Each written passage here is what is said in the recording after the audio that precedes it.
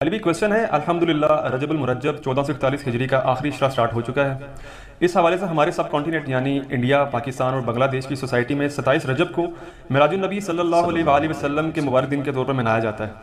چنانچہ اسی کانٹیکس میں سب سے زیادہ ڈسکس ہونے والا عقیدہ معراج النبی صلی اللہ علیہ وآلہ وسلم کے دوران اللہ تعالیٰ اور اس کے محبوب صلی اللہ علیہ وآلہ وسلم کی ملاقات کے موقع پر اللہ عز و جل کے دیدار کا مسئلہ ہے۔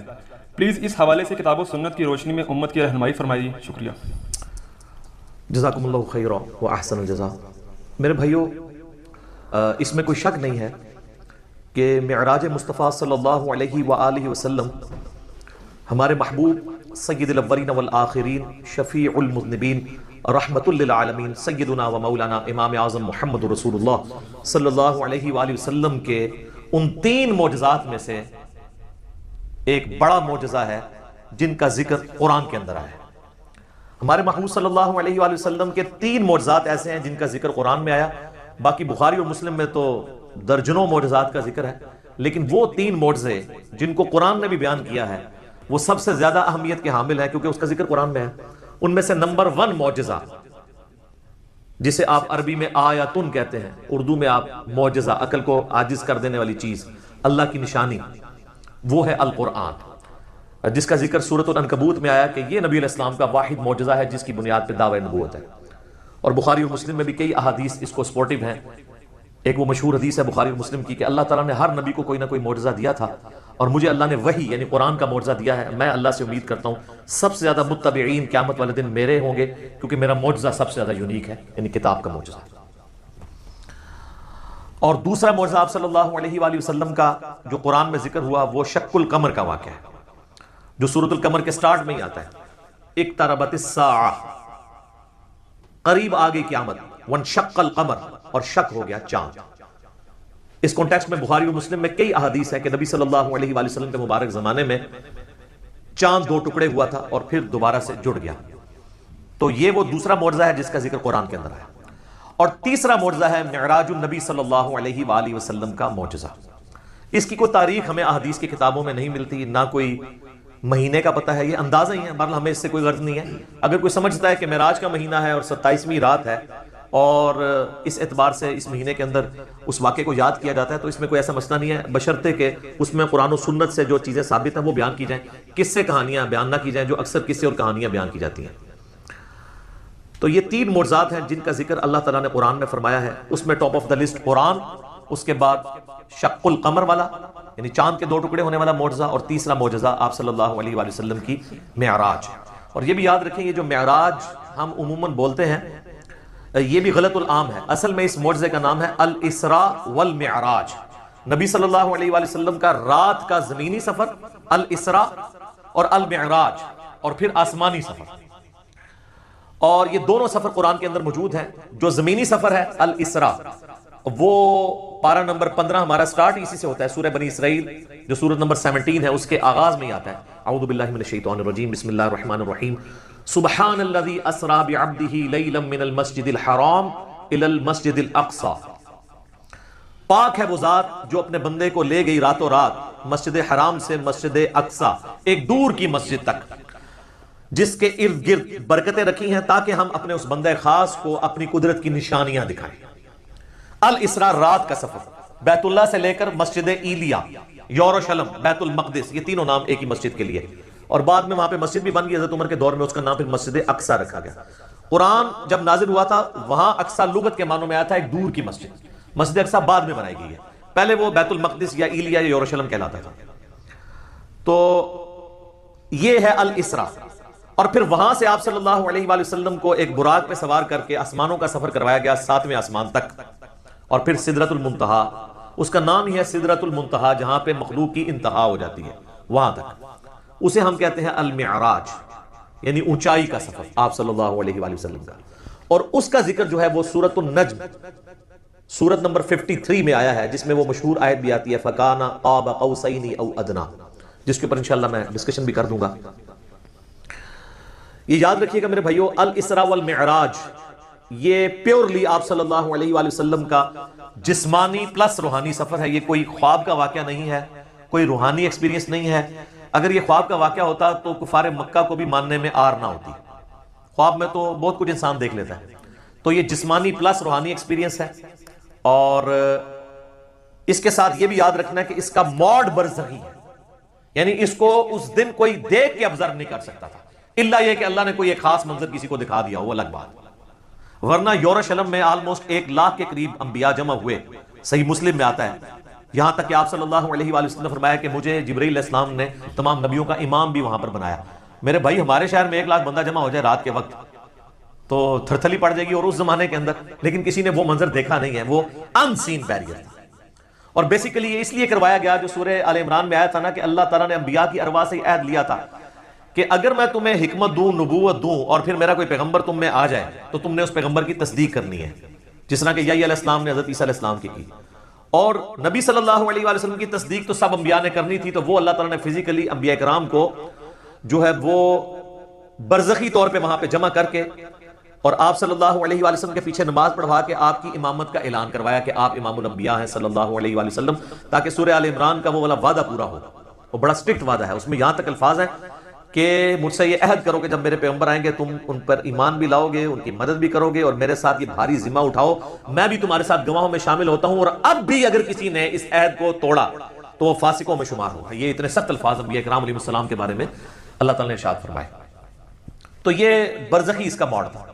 اب اگر کسی کو شوق ہے کہ جی میں یہ سارا واقعہ ایک ایک احادیث کے انٹرنیشنل نمبرز کے ساتھ دیکھنا چاہتا ہوں, خود سننا چاہتا ہوں, پڑھنا چاہتا ہوں, تو سننے کی حد تک تو ہم نے الحمدللہ اکتوبر 2015 میں, یہ آج مارچ 2020 چل رہی ہے, اکتوبر 2015 میں آلموسٹ سمجھ لیں 4.5 سال پہلے ڈیٹیل 3 لیکچر, مسئلہ نمبر 126ABC 3 نشستوں میں آلموسٹ 4.5 گھنٹے کی گفتگو ویڈیو میں ریکارڈ کروا دیا ہے. ایک ایک حدیث کا میں نے انٹرنیشنل نمبر بھی بتایا, تو وہ آپ دیکھیں, ہم اس ویڈیو کے نیچے بھی اس کے ڈسکرپشن میں لنک لگا دیں گے. اور اس سے بھی بہتر یہ ہے کہ مرنے سے پہلے اے مسلمان کر لے اس پہ غور, کتابوں کا خدا اور ہے, بابوں کا خدا اور, کتابوں کا دین اور ہے, بابوں کا دین اور, کتابوں کی معراج اور ہے, بابوں کی معراج اور. کتابیں خود کھول کے پڑھیں, وہ میں آپ کو حوالہ دے دیتا ہوں.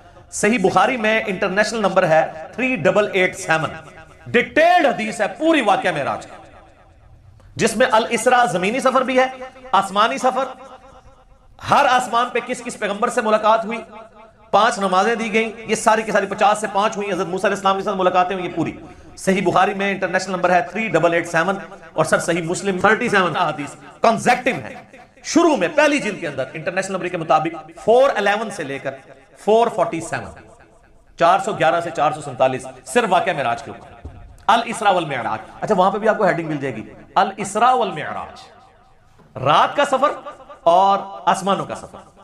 اور مشکات میں اگر آپ نے پڑھنا ہے تو 30 جلد میں آپ کو 5862 سے 5867 تک مسلسل 6 احادیث اس حوالے سے مل جائیں گی جو واقعہ معراج سے ریلیٹڈ ہے, لیکن ظاہر ہے کہ کچھ سکپ بھی ہوئی ہیں, تو وہ آپ صحیح مسلم کا وہ چیپٹر پڑھ لیں 411 سے 447 تک. اچھا یہ جو میں نے دعویٰ کیا نا کہ یہ جسمانی پلس روحانی سفر ہے, یہ کوئی خواب کا معاملہ نہیں ہے, اگرچہ خواب میں بھی آپ علیہ السلام کو معراج ہوئی, وہ الگ سے.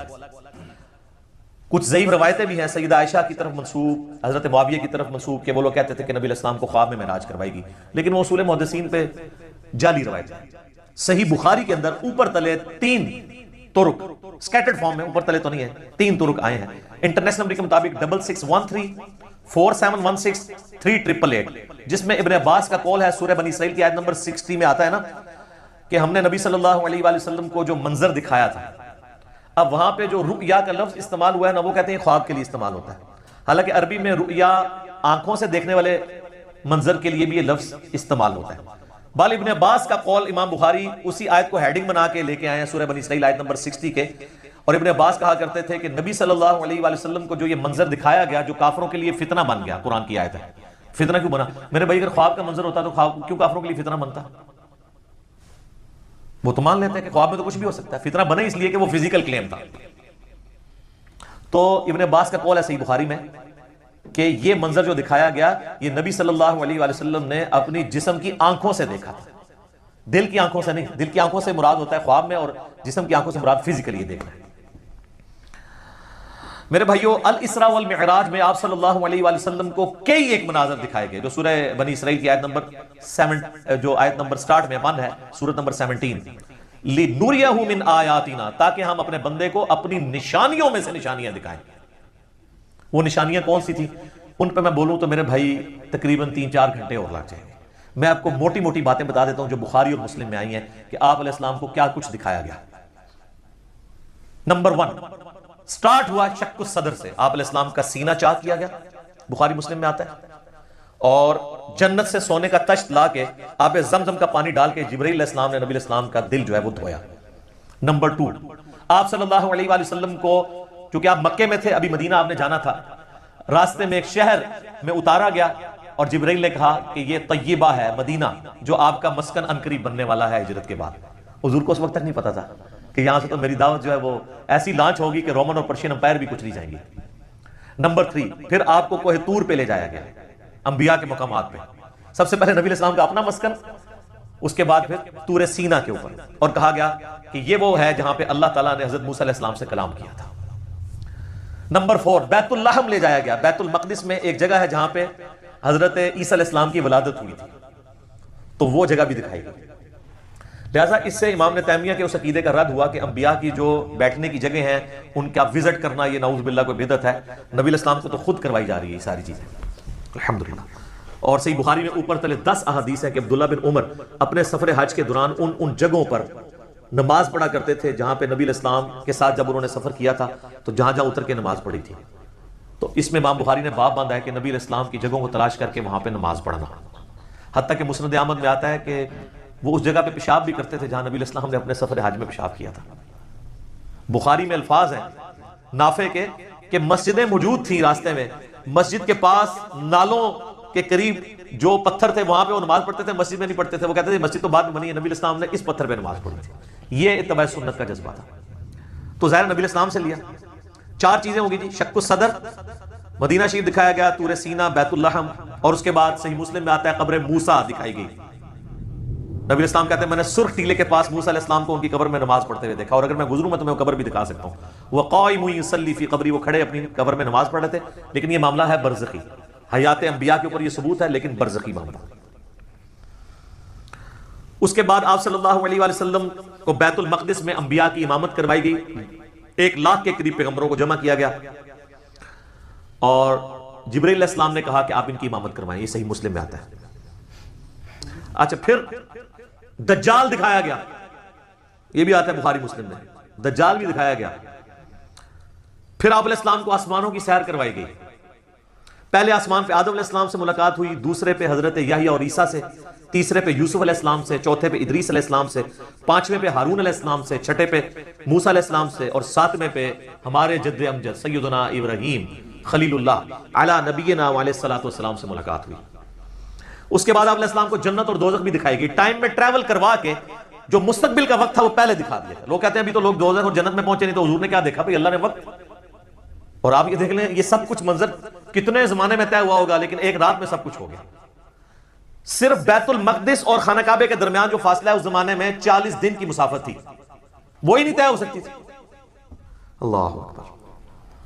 اسی لیے تو وہ آتا ہے نا المعجم الکبیر طبرانی کے اندر، اور دلائل النبوہ امام بیہقی کی کتاب کے اندر، اور کئی کتابوں کے اندر، کہ لوگوں نے آ کے حضرت ابوبکر کو کہا نا کہ تمہارا ساتھی تو یہ کہہ رہا ہے، کافروں نے چھیڑنے کے لیے، اور انہوں نے کہا اگر وہ کہہ رہے ہیں تو میں تصدیق کرتا ہوں، تو اسی پر آپ کا لقب صدیق رکھا گیا کہ آپ علیہ السلام کی تصدیق کرنے والے۔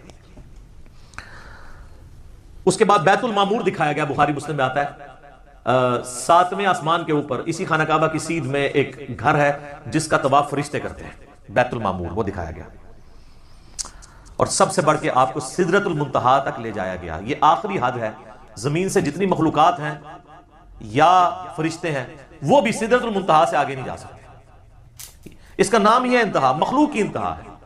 باقی لوگوں نے آگے کہانیاں بنا لی ہیں کہ جی نبی علیہ السلام سدرۃ المنتہا سے بھی آگے چلے گئے، بالکل جھوٹ ہے، یہ آپ کی انتہا تھی۔ اور آگے پتہ نہیں کیا کیا کہانیاں بنائی ہیں، کہتے ہیں عرش پہ جوتیوں سمیت چلے گئے، یہ تو اتنا بڑا جھوٹ ہے کہ احکام شریعت میں احمد بریلوی صاحب نے لکھا ہے کہ یہ جو معرج النبوہ کتاب جس میں یہ باتیں لکھی ہیں، یہ ہے تو سنی عالم ہے لیکن ہر طرح کی جھوٹی سچی روایتیں لکھ دیتا ہے، یہ محض باطل بات ہے کہ نبی علیہ السلام اپنی مبارک جوتیوں کے ساتھ عرش پہ گئے ہیں، یہ اعلیٰ حضرت نے لکھا ہے کہ یہ جھوٹی بات ہے، تو عرش پہ جانے والی کوئی بات نہیں۔ ہاں کسے کہانیوں میں آپ مزے لے لے کے بیان کریں، اور جب ہم پوچھتے ہیں کہاں لکھا ہے وہ کہتے ہیں سعدی شیرازی کے شعر نہیں آپ نے پڑھے، مولانا روم کے شعر نہیں پڑھے. ہم کہتے ہیں میرے بھائی ہم تو آپ کو چیخ چیخ کے یہی تو کہہ رہے ہیں کیا کہ مرنے سے پہلے ہے مسلمان.